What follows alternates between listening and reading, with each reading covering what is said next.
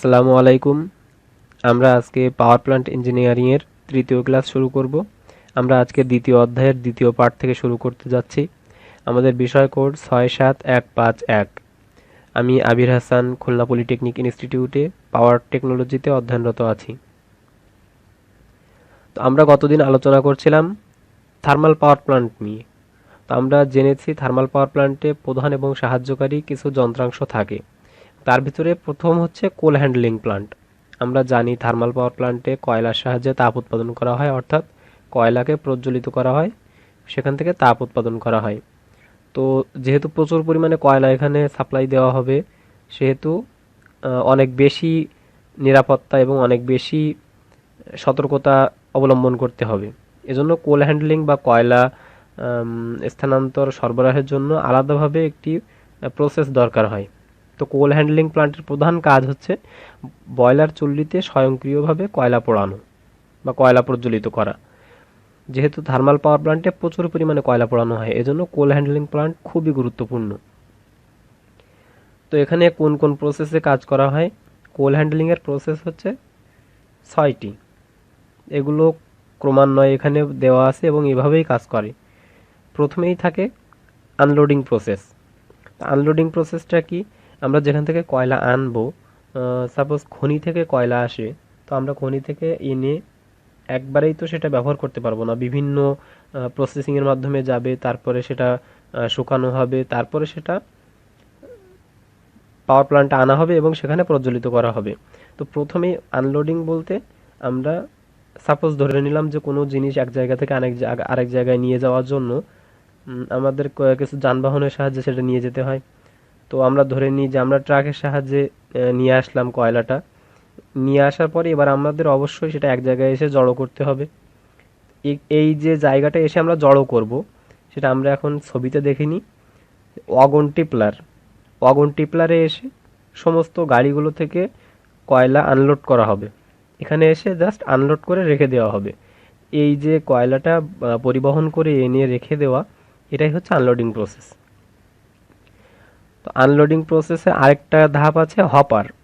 Wagon Tripler থেকে কয়লা ওখানে এনে সমস্ত কিছু জড়ো করার পরে সেখান থেকে শুকনো এবং বাছাইকৃত কয়লা হপারে এনে রাখা হবে। হপারে কয়লা জড়ো করার পর সেখানে পরবর্তী প্রসেস হচ্ছে ফিডিং প্রসেস। ফিডিং প্রসেস কি? আমরা জানি ফিডিং মানে খাওয়ানো। তো এখানে খাওয়ানো বলতে ওইভাবেই মিন করে না। খাওয়ানো বলতে এখানে বোঝানো হচ্ছে যে কয়লাটা আমরা আনলোড করে আনলাম, রাখলাম, জড়ো করলাম, এবার এটাকে আমাদের প্ল্যান্টে পাঠাতে হবে। তো এই যে পাঠাতে হবে, পাঠানোর জন্য যে প্রসেসটা, এটাই বলা হচ্ছে এখানে ফিডিং প্রসেস। তো সেটা কিভাবে হয়? হপার থেকে আমরা একটা আলাদা একটা যন্ত্র ব্যবহার করি, ফিডার। এটা যন্ত্র না বলে যন্ত্রাংশ বলা ভালো, কারণ এটা সেরকম কোনো মেকানিজম না। এটা জাস্ট একটা কাজই করে, কতটুকু পরিমাণ কয়লা যাচ্ছে। আমরা দেখতে পাচ্ছি এখানে কনভেয়র বেল্ট আছে। তো কনভেয়র বেল্টের সাহায্যে কয়লা এখান থেকে ক্রাশার হাউসে যায়। এই যাওয়ার পথে যে কতটুকু পরিমাণ কয়লা যাবে, হপার থেকে কতটুকু পরিমাণ কয়লা বেরোবে এবং সেটা কনভেয়র বেল্টে যাবে, এটা কন্ট্রোল করে ফিডার। তো আমরা এখানে দেখলাম ওয়াগন টিপলারে এসে আমরা কয়লাগুলো, সমস্ত কয়লা এনে এখানে জড়ো করা হচ্ছে। তারপর হপারে এনে কয়লাগুলো, শুকনো কয়লা যেগুলো বাছাই করে এনে সেগুলো হপারে জমা করা হচ্ছে। সেখান থেকে ফিডারের সাহায্যে কনভেয়র বেল্টে আমরা কয়লাগুলো পাঠাচ্ছি, ক্রাশার হাউসে পাঠাচ্ছি। এই ক্রাশার হাউসে পাঠানোর আগ পর্যন্ত ফিডিং প্রসেস। তো আমরা আনলোডিং প্রসেস শেষ করলাম, ফিডিং প্রসেস শেষ করলাম। এরপরে আসবে স্ক্রিনিং প্রসেস বা বাছাইকরণ প্রক্রিয়া। ক্রাশার হাউসে আমরা যখন সার্জ হপারে এনে কয়লাগুলো জমা করব, সেখান থেকে স্ক্রিন চালুনি বা এক প্রকার যন্ত্র যেটা থেকে ছোট বড় কয়লা আলাদা করা যায়, সেটা হতে পারে ভাইব্রেটিং স্ক্রিন অথবা মেকানিক্যাল স্ক্রিন। তো আমাদের এখানে চিত্রে দেখানো হয়েছে ভাইব্রেটিং স্ক্রিন। তো ভাইব্রেটিং স্ক্রিন থেকে ভাইব্রেটিং প্রসেসের মাধ্যমে সেখান থেকে ছোট কয়লা বড় কয়লা আলাদা করা হবে এবং তারপরে সেগুলো ক্রাশারে যাবে। ক্রাশারে গিয়ে সেগুলো ক্রাশিং হবে। কয়লাগুলোকে ক্রাশিং প্রসেসের মধ্য দিয়ে যাওয়ানো হবে এবং সেগুলো চূর্ণ বিচূর্ণ হয়ে মিহি গুঁড়ো দানায় পরিণত হবে এবং তারপরে সেগুলো স্ট্যাক ও রিকেলেইমার। স্ট্যাক অ্যান্ড রিকেলেইমার হচ্ছে যেখানে স্ট্যাকিং অ্যান্ড রিক্লেমিং প্রসেস, যেখানে কয়লা জমা করা হয় এবং কয়লার যদি ঘাটতি দেখা যায় তখন সেখান থেকে সেটা সরবরাহ করা হয়। আমরা একটু এগিয়ে গেলে বুঝতে পারবো কোথায় ঘাটতি। তা আমরা দেখতে পাচ্ছি যে ক্রাশার থেকে স্ট্যাক অ্যান্ড রিক্লেমারে এসে কয়লা জড়ো হয়, জমা হয় এবং তারপর সেখান থেকে যাচ্ছে বাংকারে। বাংকারিং প্রসেসও একটা কোল হ্যান্ডলিং প্রসেসের ভিতরে। তো বাংকারের এগুলো হচ্ছে বয়লারে যে আমরা কোল সাপ্লাই দেব, বয়লারে যে জ্বালানি হিসেবে যে কয়লাগুলো আমরা সাপ্লাই দেবো সেগুলো বাংকার থেকে যাবে, সেগুলো সরাসরি এই ক্রাশার থেকে যাবে না, সেগুলো বাংকার থেকে যাবে। তো প্রতিটা বয়লারের জন্য এরকম আলাদা আলাদা বাংকারের সিস্টেম মেনটেন করা থাকে। সেখান থেকেই আমাদের ফার্নেসের ভিতরে কোলগুলো যায়। তো এই কোনো সময় যদি এই বাংকারের ভিতরে কোল ঘাটতি দেখা যায় তাহলে এই যে মজুত করা থাকে, জমা করা থাকে স্ট্যাকের ভিতরে, এখান থেকেই রিক্লেমিং প্রসেসের মাধ্যমে সেখানে প্রতিটা বাংকার এবং প্রতিটা বয়লারে সঠিক পরিমাণ কয়লা দেওয়া হবে, কয়লা সাপ্লাই দেওয়া হবে। আর এই যে স্ট্যাক অ্যান্ড রিক্লেমার থেকে প্রতিটা বাংকারে সমপরিমাণ কয়লা মজুদ রাখা, এই প্রসেসটা করবে ট্রিপার ট্রলির দ্বারা। ট্রিপার ট্রলি থেকে প্রতি বাংকারে সমপরিমাণ কয়লা সরবরাহ করা হবে। এভাবে আমাদের কোল হ্যান্ডলিং প্ল্যান্টের কাজ করে। তো এরপরে আসি আমরা পালভারাইজিং প্ল্যান্ট। থার্মাল পাওয়ার প্ল্যান্টের অন্যতম একটি প্রধান যন্ত্রাংশ এবং অন্যতম প্রধান একটি সাইট পালভারাইজিং প্ল্যান্ট। পালভারাইজিং হচ্ছে কয়লা বিচূর্ণ করে বয়লার চুল্লিতে প্রেরণ করা এবং বাতাসের সাথে কয়লা মিশ্রণ করে বয়লার চুল্লি প্রজ্বলিত করা।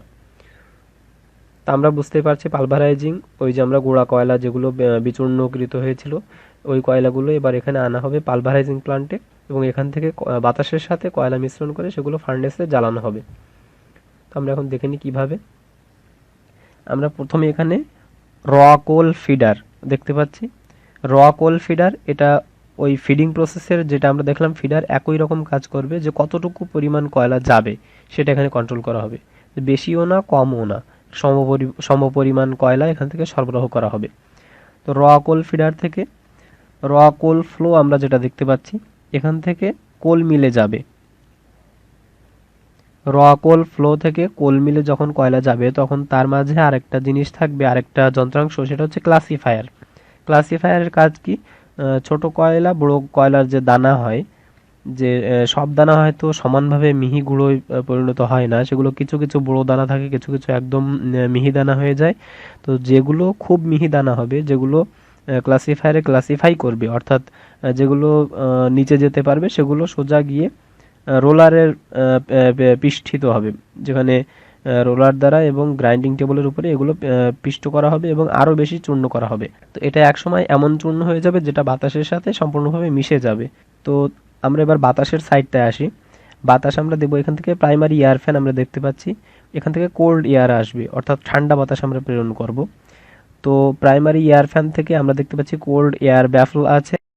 তো কোল্ড এয়ার ব্যাফল যেটা দেখতে পাচ্ছি, কোল্ড এয়ার ব্যাফলে ওখানে একটা ভালভ টাইপ থাকবে, যেখানে গরম বাতাসটা প্রতিহত করবে, অর্থাৎ ঠান্ডা বাতাসই ওখান থেকে প্রবাহিত হবে। তো তারপরে আমরা কোল্ড এয়ার ব্যাফলের পরে আমরা প্রাইমারি এয়ার ইনপুট, যেখানে এখান থেকে কোল মিলের ভিতরে আমরা বাতাস সাপ্লাই দিতে পারবো। তো এখান থেকে বাতাস যখন যাবে কোল মিলের ভিতরে, যখন আমরা বাতাস প্রবিষ্ট করাবো, ঢোকাবো, তখন সেখানে একটি ঊর্ধ্বমুখী চাপ সৃষ্টি হবে এবং সেটা এই এই পথে পালভারাইজড কোল ফ্লো যে পথে দেখাচ্ছে, এখানে পালভারাইজড কোল, অর্থাৎ যে মিহি দানাগুলো এখানে তৈরি হয়েছিল সেগুলো বাতাসের সাথে মিক্সড হয়ে উপরের দিক দিয়ে বের হয়ে এসে সোজা কম্বাস্টন জোনে যাবে এবং এখানে ফার্নেসে সেগুলো কম্বাস্ট করা হবে, প্রজ্বলন ঘটানো হবে। তারপর সেগুলো এই ফ্লু গ্যাস আকারে এইখান দিয়ে আমরা দেখতে পাচ্ছি, যেখানে ফ্লু গ্যাস আকারে মেজর হিট এক্সচেঞ্জ জোন দিয়ে সেগুলো প্রবাহিত হবে। আর মেজর হিট এক্সচেঞ্জ জোনের উপরেই থাকবে বয়লার, সেখানেই থাকবে ওয়াটার টিউব।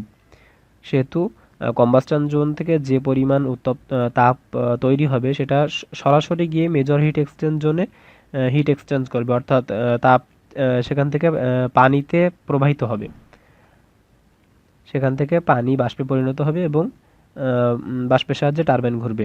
তো আমরা এখানে ফ্লু গ্যাস, যেটা কম্বাসন জোন থেকে যে ফ্লু গ্যাসটা যাচ্ছে, সেটা এই যে এক্সজস্ট গ্যাস আকারে এয়ার প্রিহিটারের ভিতর দিয়ে প্রবাহিত হবে, অর্থাৎ এক্সজস্ট গ্যাস যে পথে বেরোবে সে পথে এয়ার প্রিহিটার সেট করা থাকবে। আমরা ইতিপূর্বে পড়েছি এয়ার প্রিহিটার থার্মাল পাওয়ার প্ল্যান্টে বয়লারের একটি অ্যাক্সেসরিজ এয়ার প্রিহিটার, যেটা বাতাসকে পূর্বেই কিছুটা গরম করে। তো আমরা পূর্বে দেখেছি যে প্রাইমারি এয়ার ফ্যান থেকে সরাসরি ঠান্ডা বাতাস প্রেরণ করা হয়, এবং আমরা এখানে দেখতেছি ফ্লু গ্যাসটা কাজে লাগিয়ে আমরা এয়ার প্রিহিটার দিয়ে বাতাসটা গরম করছি।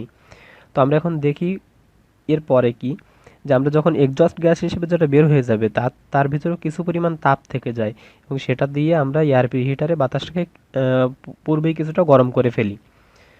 তো আমরা যখন প্রাইমারি এয়ার ফ্যান থেকে ঠান্ডা বাতাস প্রয়োগ করব, তখন একটা যাবে কোল্ড এয়ার ব্যাফলের দিকে, অন্যটা আরেক সাইড দিয়ে চলে আসবে এয়ার প্রিহিটারে বাতাসটা বাতাসটা অন্য সাইড দিয়ে এয়ার প্রিহিটারে চলে আসবে এভাবে, এবং সেখান থেকে এয়ারটা বাতাসটা কিছুটা প্রিহিট হয়ে যাবে, অর্থাৎ কোল মিলে যাওয়ার পূর্বে কিছুটা এয়ার প্রিহিটারের মাধ্যমে সেখানে বাতাসটাকে কিছুটা পরিমাণ উত্তপ্ত করা হবে, এবং সেখানে তাপমাত্রা একটু বাড়ানো হবে। তারপরে আমরা এখানে দেখতে পাচ্ছি হট এয়ার ব্যাফল। এটা যতক্ষণ না কাঙ্ক্ষিত তাপে পৌঁছায়, বাতাসটার তাপমাত্রা যতক্ষণ না কাঙ্ক্ষিত হবে ততক্ষণ এইখানকার ভালভটা খুলবে না। অর্থাৎ এখানে কিছু পরিমাণ গরম বাতাস আমরা পাবো, যেটা সরাসরি প্রাইমারি ইনপুট দিয়ে আমরা কোল মিলের ভিতরে পরিচালিত করতে পারবো। এর ফলে কি হবে, আমরা যখন কোল মিলের ভিতরে কিছুটা গরম বাতাস প্রেরণ করব, ঠান্ডা বাতাস এবং গরম বাতাসের মিশ্রণ হিসেবে কিছুটা উত্তপ্ত বাতাস আমরা পাবো। তো তার সাথে যখন কয়লা মিশ্রণ ঘটবে, তখন আমরা পূর্বেই জেনেছি যে পালভারাইজড কোল এবং বাতাসের মিশ্রণ কিছুটা গ্যাসের মতো কাজ করে। তো যখন আমরা কম্বাসন জোনে এসে এই গ্যাসের মতো বাতাসটা প্রজ্বলিত করব, তখন সেখানে একটু বেশি দক্ষতা আমরা পাবো। এভাবেই মূলত পালভারাইজিং প্ল্যান্টের দক্ষতা বাড়ানো হয়। তো আমরা এরপরে দেখি ড্রাফট ফ্যান। থার্মাল পাওয়ার প্ল্যান্টের অন্যতম একটি প্রধান এবং অবিচ্ছেদ্য অংশ হচ্ছে ড্রাফট ফ্যান, যার খুবই গুরুত্ব রয়েছে, এবং আমরা দেখি কি গুরুত্ব। বিভিন্ন চাপে বাতাস চলাচলের প্রক্রিয়াকে বলা হয় ড্রাফট। ড্রাফটের কাজ হচ্ছে চাপ সৃষ্টি করা, অর্থাৎ বায়ুমণ্ডলীয় চাপ ও বয়লারের ভিতরে চাপের পার্থক্য সৃষ্টি করা। এখানে একটা ফ্যান ব্যবহার করা হয়, আমরা এয়ার প্রিহিটার যেহেতু দেখেছি, এয়ার প্রিহিটারের ওখানে ড্রাফট ফ্যানটা ব্যবহার করা হয়। যে যখন আমরা কোল মিলের ভিতরে বাতাস প্রেরণ করব, অর্থাৎ পালভারাইজিং প্ল্যান্টে যখন আমরা বাতাস সাপ্লাই দেব, তখন কম্বাসন জোনে যাওয়ার পূর্বে আমরা ড্রাফট ফ্যানের সাহায্যে কিছুটা বেশি জোরে বাতাস প্রদান করব, আমরা একটু বেশি প্রেসার প্রদান করব এখানে। তো প্রবাহের উপর ভিত্তি করে ড্রাফট সিস্টেম দুই প্রকার, ন্যাচারাল ড্রাফট এবং মেকানিক্যাল ড্রাফট।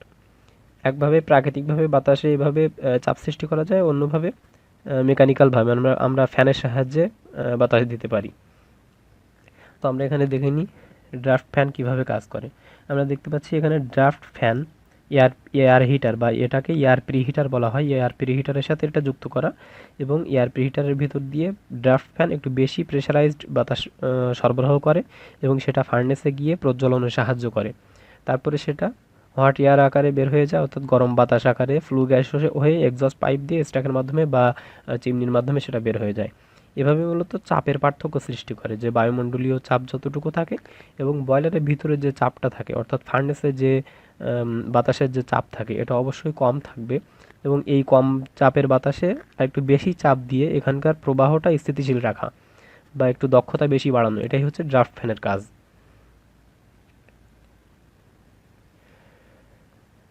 তো আমরা এরপরে চলে যাব থার্মাল পাওয়ার প্ল্যান্টের সবথেকে বড় এবং সবথেকে গুরুত্বপূর্ণ যে অংশটা, সেটা হচ্ছে বয়লার। বয়লারটা কি, যে আবদ্ধ পাত্রে পানি রেখে তাপ প্রয়োগের মাধ্যমে বাষ্প তৈরি করা হয়। অর্থাৎ বয়লার একটি আবদ্ধ পাত্র, যার ভিতরে তাপ প্রয়োগের মাধ্যমে বাষ্প তৈরি করা হয়, যার ভিতরে পানি রাখা হয় এবং সেটাকে তাপ প্রয়োগ করলে সেটা বাষ্পে পরিণত হয়। আমাদের থার্মাল পাওয়ার প্ল্যান্টের সবথেকে বেশি গুরুত্বপূর্ণ যে যন্ত্র বা মেশিনটা, সেটা হচ্ছে বয়লার, কারণ বয়লারেই পানি থেকে বাষ্প তৈরি করা হয়। তো বয়লার প্রধানত দুই প্রকার, ফায়ার টিউব বয়লার এবং ওয়াটার টিউব বয়লার। সেটা কি, ফায়ার টিউব বয়লারে টিউবের ভিতরে আগুন থাকে বা ফ্লু গ্যাস থাকে, এবং ওয়াটার টিউব বয়লারে টিউবের ভিতরে পানি থাকে। তো আমরা এখন একটু গাঠনিক চিত্র দেখে নিই, তাহলে বুঝতে সুবিধা হবে। এই যেখানে দেখা যাচ্ছে একটি বয়লার, এটা হচ্ছে ফায়ার টিউব বয়লার। অর্থাৎ এখানে আমরা যখন ফার্নেস থেকে এই আগুন প্রজ্বলিত করব, তখন সেটা প্রতিটা পাইপের ভিতর দিয়ে, প্রতিটা টিউবের ভিতর দিয়ে ফ্লু গ্যাস আকারে প্রবাহিত হবে। প্রথমে নিচের দিকে হিট বেশি থাকবে, যেহেতু এখানে সরাসরি আগুন প্রজ্বলিত হচ্ছে, অর্থাৎ নিচের দিকে টিউবগুলো দিয়ে আগুনও যেতে পারে, অর্থাৎ একটু বেশি উত্তপ্ত গ্যাস এখান দিয়ে প্রবাহিত হবে। আর একদম উপরের দিকে যে পাইপগুলো সেখানে একটু কম তাপের গ্যাস প্রবাহিত হবে। কিন্তু ফ্লু গ্যাসের তাপমাত্রা খুব বেশি কম বেশি হয় না, অর্থাৎ এখানে সমস্ত পাইপগুলো সবগুলোতেই প্রায় সমান পরিমাণ তাপ থাকে। আর আমরা দেখতে পাচ্ছি পাইপের বাইরে কিছুটা, মানে পাইপ যেখানে আছে পাইপের বাইরে কিছুটা ফাঁকা অংশ, পুরো বয়লারটা জুড়েই ফাঁকা, অর্থাৎ এটা একটি ফায়ার টিউব বয়লার। এবং এখানে টিউবের ভিতরে আগুন থাকবে এবং টিউবের চারপাশে পানি থাকবে, অর্থাৎ আগুনের আঁচ পেয়ে আগুনের তাপের মাধ্যমে পাইপগুলো উত্তপ্ত হবে এবং এই তাপে পানিটা উত্তপ্ত হয়ে বাষ্পে পরিণত হবে। আমরা এখন দেখে নিই ওয়াটার টিউব বয়লার কীরকম। ওয়াটার টিউব বয়লার আমরা নিচে দেখতে পাচ্ছি যে টিউবের ভিতরে পানি প্রবাহিত হচ্ছে এবং ফার্নেস আলাদাভাবে প্রস্তুত করা এবং ফার্নেসের ভিতরে আগুন প্রবাহিত হচ্ছে। আমরা উপরে যেরকম দেখছি যে টিউবের বাইরে সমস্ত অংশ জুড়ে পানি থাকে ফায়ার টিউব বয়লারে, এবং ওয়াটার টিউব বয়লারে টিউবের ভিতরে পানি থাকে এবং টিউবের বাইরে সমস্ত অংশ জুড়ে আগুন থাকে, আগুন বা ফ্লু গ্যাস। তো এভাবেই মূলত কাজ করা হয় বয়লারে। আমরা আগামী ক্লাসে আরও বেশি বিস্তারিতভাবে জানব। সে পর্যন্ত সবাই ভালো থাকবেন, সুস্থ থাকবেন। ধন্যবাদ সবাইকে।